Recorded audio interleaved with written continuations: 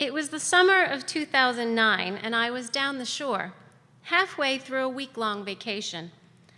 I'd brought my 2-year-old son back from the beach and looked for something to occupy myself while waiting for him to not take a nap. I lowered my son into his pack-and-play and carried my laptop over to the window to try for the 100th time that week to connect to the one feeble open Wi-Fi network in all of Long Beach Island. It worked. I connected, just for a moment. I connected just long enough to download my email. One caught my eye immediately. It was an email notification from Facebook, and it said, "Your mom has accepted your friend request."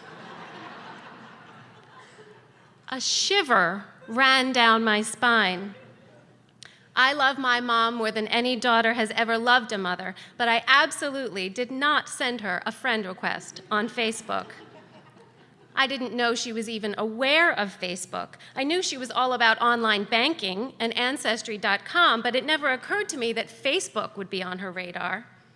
So here I was down the shore with spotty internet access, and my mom had full access to my entire Facebook existence without my having the opportunity to review anything I had posted or commented on or liked. My mind started spinning. I was nauseated. It's not that I had anything to hide, really. It's just that I felt a little violated. Suddenly I was 13 years old, and my mom had found notes from my friends hidden under my bed. I was Monica Lewinsky, realizing my private phone conversations had been taped and shared with the world. I mean, my mom was going to see that some of my friends curse from time to time. She was going to find out how liberal my brother really is. She would stumble upon references to my having consumed alcohol when I wasn't quite 21. Then my nausea morphed into anger. I was angry because I couldn't figure out how my mom had gotten a friend request to begin with.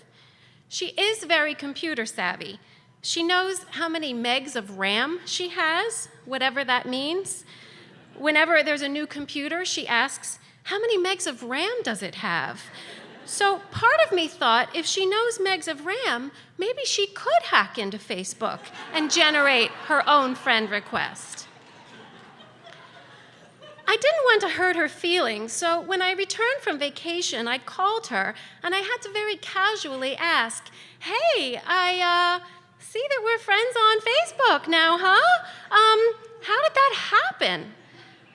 I found out it was pictures of the grandchildren that had done it. I wish Facebook had included some sort of warning, but it turns out when you click on the link that says share these pictures with someone who is not on Facebook, it not only sends your mom an adorable photo of her granddaughter wearing giant sunglasses, it also invites her to join Facebook and to be your friend. Mystery solved. I embraced my new friendship with my mom.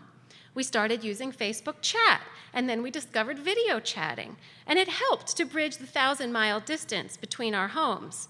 It was fantastic for a while.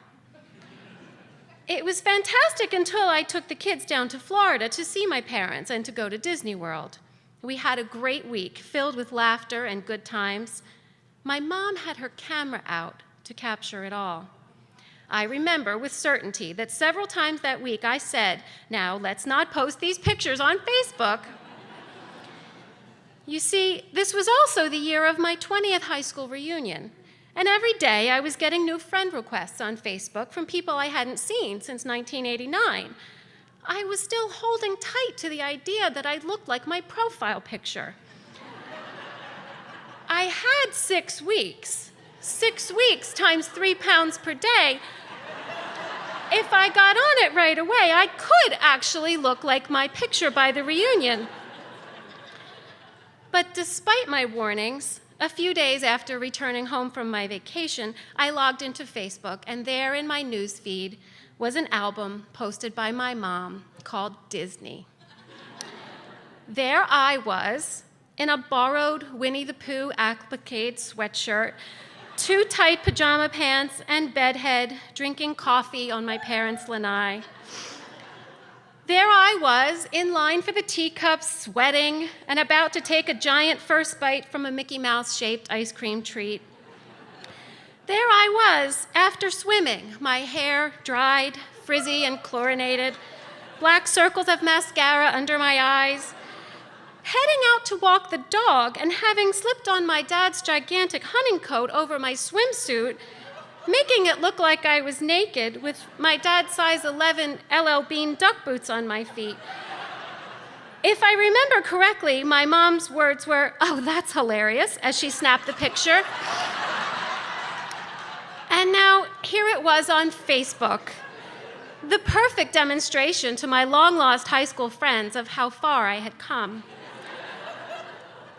I called my mom immediately and left a voicemail. "Mom, I asked you not to post these pictures. You know I really hate the way I look in them. Can you please take them down right away?" Instead of calling me back, she posted on my wall on Facebook, "Which pictures do you think you look fat in?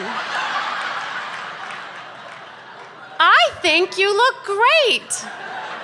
Love, Mom." I went to my high school reunion, not having lost the 3 pounds per day I had been aiming for.